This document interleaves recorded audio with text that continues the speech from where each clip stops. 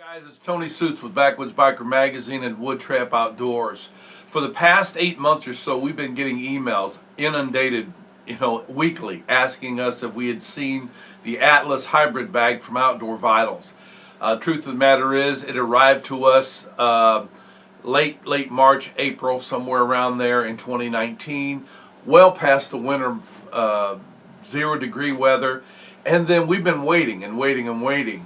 And we had no 0-degree days, so it's been tough for us. But finally, just this week, I was able to get this bag out in 0-degree conditions.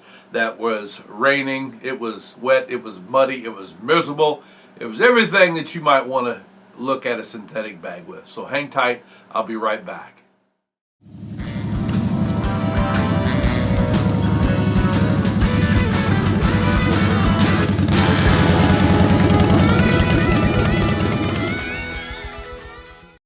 Okay guys, we have taken the shot and put the bag in it completely here, so you got a wide view here.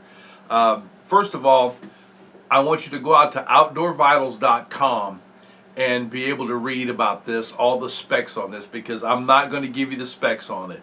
I'm going to put that link up there so you can get out and you can see whatever you might want to see. It's worth the time and the effort. The technical aspect of this bag will blow your mind, but I'm going to just try to incorporate it while I'm here. But I really want to talk to you about the practical aspect of the bag, why I feel as if this is a bag that I could highly recommend to all outdoorsmen, not just bikers and bicyclists, but to all outdoorsmen. I'll give you the scenario that I was in. As I said, I've been waiting for the right opportunity, and finally we got some 0-degree weather. Unfortunately for me, it was also raining, it was cold, had a little bit of sleet going on, and I think some snow flurries as well. But it was just the most ungodly conditions that you want to be outside in. And I was in a hammock. It was the Hennessy hammock, Les Stroud Survivor Man hammock, pretty good. Hammock, and traditionally speaking, you don't really want to take a mummy bag into a hammock, but I was wanting to do two things at one time. So that was the weather conditions, and the reason that I chose this bag over a down bag is because if you are in wet conditions, you don't want a down bag. A down bag will kill you if you get wet and you are in 0 degrees conditions and you try to continue to use that bag. It just does not insulate. It's really worthless. It's like having a brick while you're trying to swim across the ocean. A very impossible endeavor. However, the way that Tayson Whitaker and the tribe out there at Outdoor Vitals has put this bag together, it's well thought out. I've told you about Tayson and why I like the guy. He's very, very practical. He's been a decent human being in regards to what he's doing with his product. He's not rushing out to make millions of dollars and then get out of the game. But he's invested time, effort, money, energy into giving you, the end consumer, the best products at the best price that are out there. And truly, everything that we've seen from them, head and shoulders. They are the best bang for your buck, especially when you're talking about the bags that they have to offer here. This bag happens to be the Atlas Hybrid 0-degree. And what they've done, they've taken the best aspects of down, which is, of course, the insulating factor, and they have married it with all the great benefits of synthetic insulation. There's 80% synthetic insulation in here with 20% down. And the way that they do this is this is an impressive baffling system that they use. These baffles are about 4 by 8, somewhere around like that. And as I said, 80% synthetic material, 20% down. Very, very efficient, and it keeps you warm even when it's wet. As a matter of fact, I'll throw up a link to a video of Tayson using that insulation in a video where he soaks the sleeping bag and gets in it. It's pretty cool. But as I said, I want to talk to you about the practical aspects. First of all, down bags are my go-to bag when you're talking about getting down, 20 degrees and below, and especially below zero conditions, because of the insulating factor, the weight. Those two things have always been the dingers for down bags. They're great in those conditions, but when you're talking about wet conditions, as soon as you add moisture to the mix, you are creating an atmosphere of failure. And many people have died trying to rely on down that gets wet. They get disoriented because of hyperthermia setting in. Things don't work right, they don't think right, and they ended up, absolutely killing themselves. With a bag like this, you're guaranteed that's pretty much not going to happen because of the properties that go into this bag. I talked to you about the insulation, the Vital Dry insulation, and the Loft-Tech insulation being put together is just, to me, it was well thought out, and the ratio is perfect. Sometimes that can be a little mixed up, but when I got out and I got my gear all set up, it was probably, I don't know, I'm guessing around 5:30, 6 o'clock. The sun was already on the horizon. It was halfway down, and I knew I only had a few minutes to get a fire going. And it was raining. I was slipping around in the mud. It was just a mess. I made sure that I kept the bag dry because I knew that I wanted to get in it right away, and that's what I did. And for the next, I would say 10 hours, I stayed in the bag, and the temperatures went from about 9 degrees down to right around 0 degrees, and all night long I was warm. As a matter of fact, at one point I even vented myself out. And I know the question is going to come, what did I wear in the bag? Well, I don't wear clothes in the bag. I take my pants off. I did have merino wool socks and merino wool base wear. And I think I had a secondary merino wool shirt, a zip up. That was all I had. And a merino wool hat like I have on right now. That's what I had in the bag. And I stayed warm and toasty all night long. And the portions of me that were wet from the rain, it didn't take long for it to begin to dry out. And you could feel it happening. This wicks out moisture very, very well. So let's just talk about the bag first of all. It is very lightweight. It compresses down in the compression sack that comes with it. Very, very small, probably somewhere around 11 inches. Maybe even down to 10 if you really get aggressive with it. So it fits in your pack or up on the top of your pack if you want for it to. But it's very, very easy to get off and out into your bag, and then when you deploy it, it deploys in seconds. So what I was impressed with about the bag, other than the fact that it just kept me warm even when I was wet, is the fact that this is a bag that I know that other companies, we've seen 2 other bags, 0 degree bags, that were in the same class as this, okay? And there were features about that bag, or those bags, that I really didn't care for, and one of them was the migration of the insulation. This doesn't migrate at all. The fabric on the outside and the inside are both 20D. The fill power is 650 plus, and then the outside is treated with DWR, which is double waterproof coating, and it's really pretty impressive. With water, as water touches it, it just rolls right off. I wish I had a bottle here with me. We have none, right? Yeah, no bottles of water, but it would run right off. But to get in the bag, it's got a midline zipper here. These are YKK heavy duty non-snag zippers. I mean, they really work. And I tell you how you know if it's a true non-snag zipper, not by sitting it up on a table like this. It's when you get in it, especially in a hammock, and you try to zip that bag up.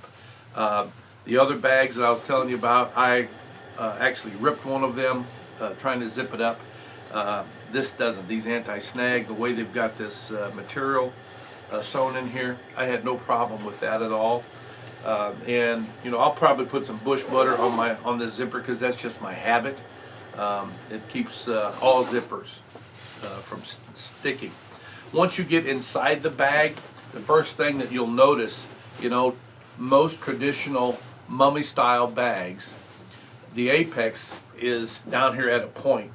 So you're trying to, you know, you almost have to put your feet down at a point to be able to keep the, you know, comfortable level where you need for it to be. Outdoor Vitals has opened up the foot box to where it's about 12 inches high, maybe even a little bit more. I didn't read it, as I said. Go back out on their website. But this is designed in such a way that when you lay on your back and your feet are up, what the natural thing that happens is that your feet opens up like this. And it keeps your toes from pressing through or moving the insulation out of the way. And then you've got conduction that happens.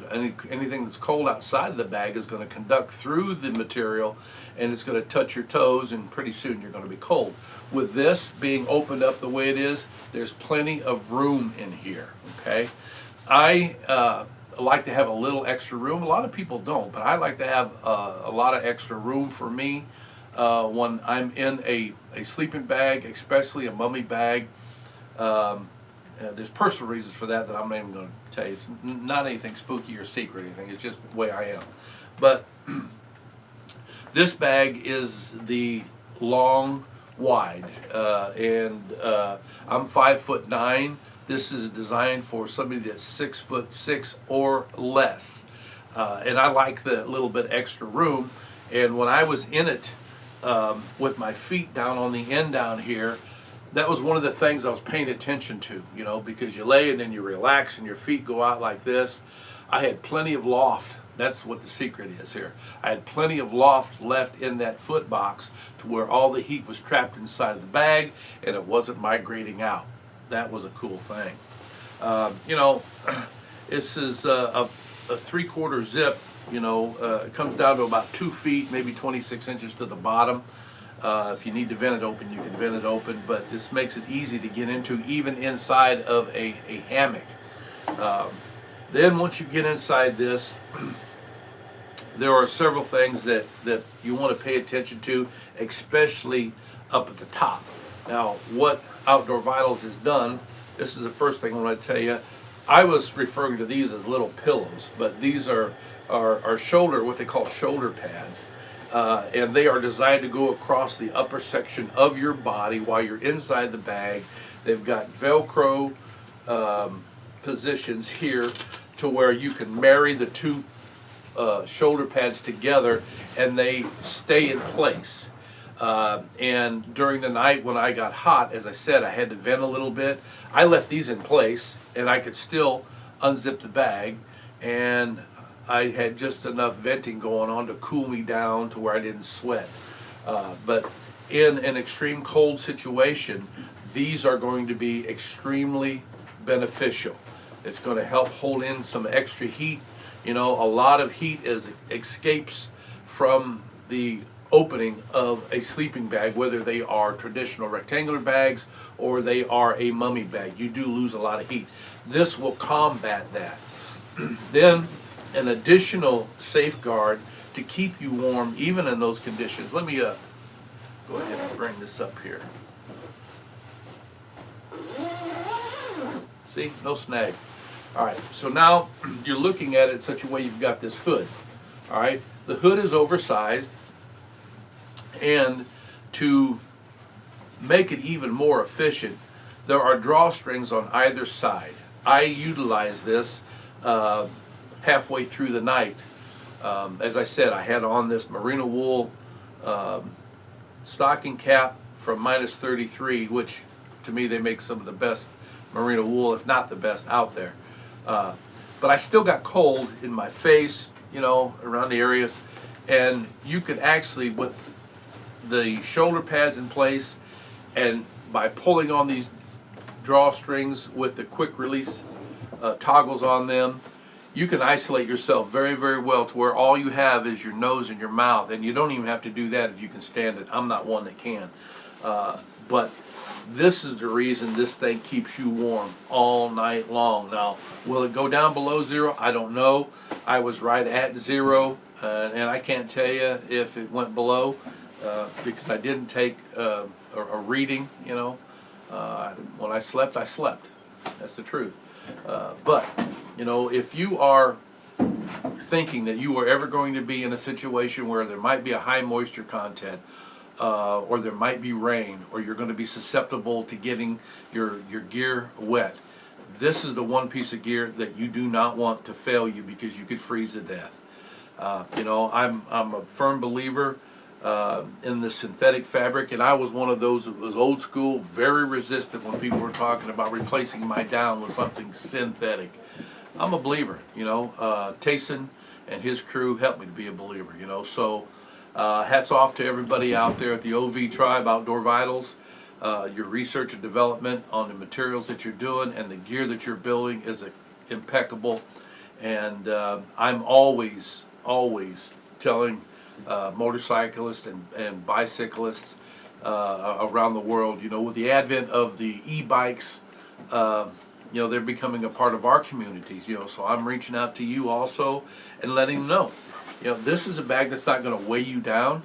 It's not going to add all that much weight to your gear. It's very manageable in regards to weight and packability. You know, it's great for bikers, it's great for bicyclists, but if you're just an outdoorsman, a hunter, a fisherman, a backpacker, if you're a survivalist or a homesteader or a prepper, this is a great bag to put in your kit. You're not going to go wrong. If you had the money, I had been asked this, you know, if I could only buy one bag, would I buy down or would I buy synthetic? Well, I would buy this bag right here, which is a hybrid. It is a mixture of both. At $179, that's all it is $179. You go look on Fin and Feather or Hike and Bike and compare their bags with this one here and see how much they cost. And there's bags out there that we've seen that's well over $1,400 that I think this performs even better than those. It's not hype. You know, they do a great job out there. What we have seen from Outdoor Vitals so far is we saw their synthetic underquilt. It was a 45-degree underquilt, great product. We saw their Summit 0-degree down bag. You know how I feel about that. And then also their jacket, their synthetic jacket, which was pretty dope, to be honest with you. It folds down a little tiny bag, you know, and in its own pocket, and it keeps you very, very warm. It's like a secondary jacket, but you know, everything we've seen from them has been perfect. And I know you've asked me, have we saw their tents? The answer is no. Have I saw their backpacks? No. Have I saw their pillows? No. I haven't seen anything except what we have reviewed. Okay, and maybe we'll see something else from them. You know, they're one of those companies that we call a preferred vendor. In other words, they don't have to ask our permission to send us stuff, you know, because they don't have junk. Well, I hope that's been helpful to you. You know, sorry it's taken so long to get this out, but you got to have the weather to be able to do it right. So get out there to outdoorvitals.com, check it out. Give them a call. They are very friendly. They got great customer service. That's one other thing I do want to make mention of. All their products have a lifetime common sense warranty. Lifetime warranty. No other company does that on their bags. Sorry. All right, so listen, appreciate it. Hit that like, share, become a subscriber. We'll put you in our database for free gear. So until next time, you guys ride free, you live free, and always, you be safe out there.